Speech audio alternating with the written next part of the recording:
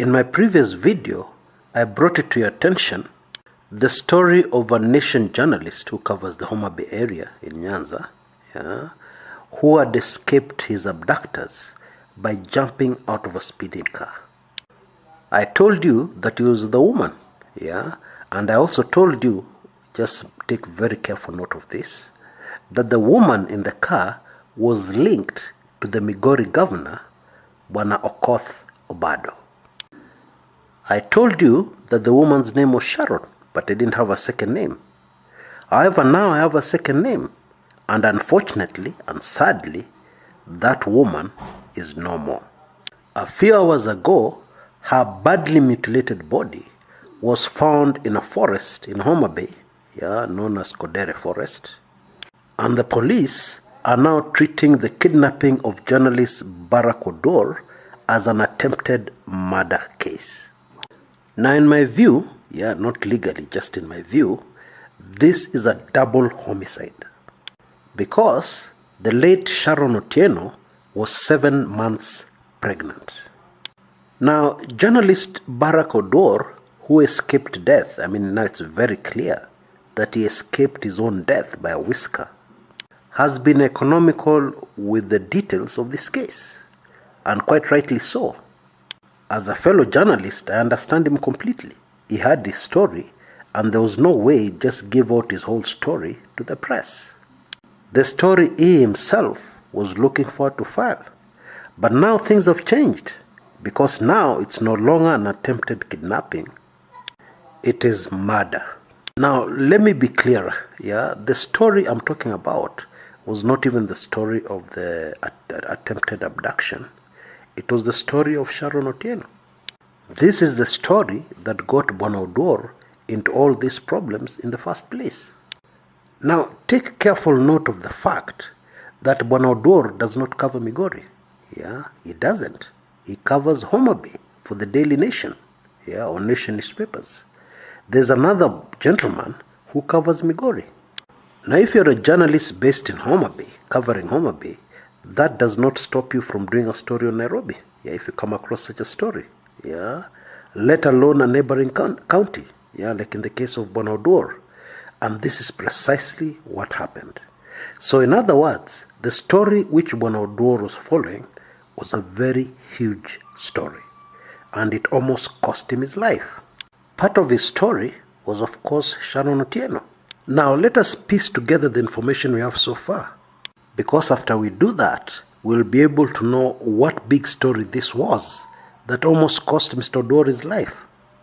Now, we have been told that the story was following was concerning Sharon Otieno being impregnated by a senior county official in Migori. He has, of course, not mentioned this senior county official. However, if we backtrack a little, the first statement which Bwana Odor gave us, he said that Sharon was linked to who? Wait for this one. The Migori governor, Bwana Okoth Obado. Now, let's go slowly here, We're just gathering together the facts, solid facts which we have so far. We do not want to speculate. All we are doing is gathering the facts. So stay with me, Now, Bwana Odor went to Migori to meet the personal assistant of the Migori governor, Bwana Okoth Obado. And he went to meet him in connection to this Sharon Otieno story. Now you can begin to join the dots. Now, girls get impregnated by big people all the time. That is the truth. So why did this one lead to murder? Well, you can imagine the president of a certain country impregnating a young girl. It's a huge scandal, and it could even impact on their political life. And what big people normally do is to pay off these girls to keep quiet. Now, if we can follow our train of thought, which is linked to solid facts, whatever story that Bwana Barack Odor was following up, which was linked to Sharon Otieno, would easily have been killed by killing both. And so the bodies of both Barack Odor and Sharon Otieno would have been found at Kodere Forest. No clues, no evidence, nothing. Just another unsolved homicide. And sadly, there are just too many of those in Kenya these days. But just one thing went wrong. In this case we are talking about, one thing, just one, went terribly wrong. Barack Odor jumped out of a speeding car. He survived, and he had all the information. Now a lot of Kenyans are just wondering how stupid these people who committed this heinous crime were. Why did they go ahead and murder the poor young lady when they knew that there's a witness at large? Well, there's an answer. Let's just piece this together. You will remember from Bwana Barack Odor's account that the person who called him, who lured him into this meeting where he was abducted together with Sharon, was Bwana Michael Oyamo, personal assistant to Migori governor, Okoth Obado. Odor told us that at some point Bwana Oyamo left the vehicle. The car was stopped, he got out, and both Barack Odor and the late Sharon Otieno were left in the car together with the goons. Now the way these goons work, you pay them money to do a job. You pay them money to kill. And normally the procedure is, don't contact us until it is done. So the two persons have already been released. To those people who have been given the contract. One of them escapes. They can't find the other. And really what their job is to kill. They have no time. Neither do they have the expertise to piece together things.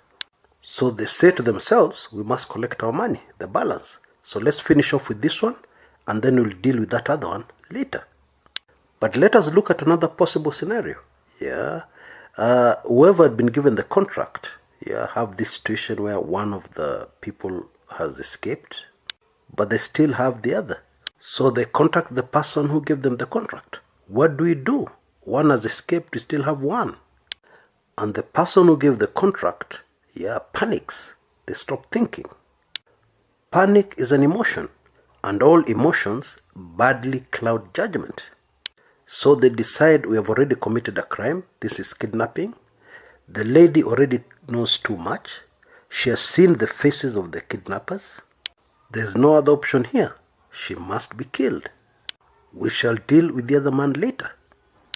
We can always find him in hospital. This is why, in my view, the wisest thing Barack Odor did was to reveal the whole story and have it published in the press. That has greatly cushioned him from a second attempt on his life. And it has really messed up things for those who are behind this terrible, terrible crime. Now, Mr. Michael Oyamo, the personal assistant to Okoth Obado, has been arrested. Actually, he was arrested yesterday, Tuesday, a day before the body was found. Now, I have reason to link his arrest and the finding of the body. There are plenty of clues to suggest that his arrest led to the finding of the body. In which case, this would suggest that the police have a lot more information than what we're reading in the media.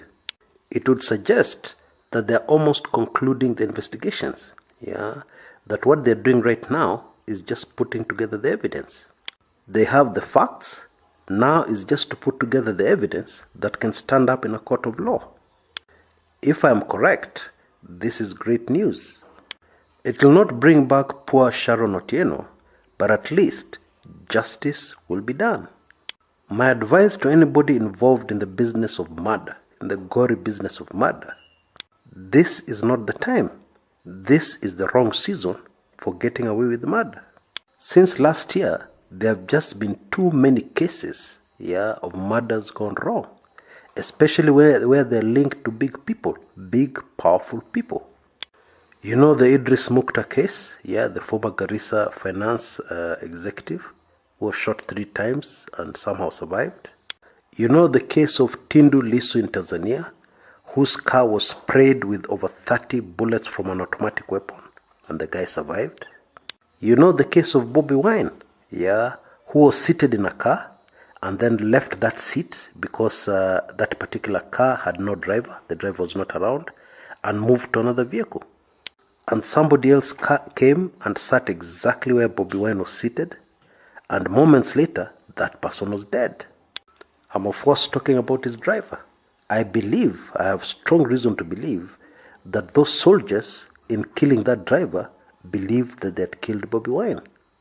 Now there's this case where a double homicide was planned in Nyanza, Luo Nyanza, but somehow one of the people who was supposed to be killed jumped out of a speeding car, and that messed up the plans big time. So if you're in the business of murder, my advice, very strong advice, this is the wrong season, and retire. Until next time, this is Chris Kumekucha.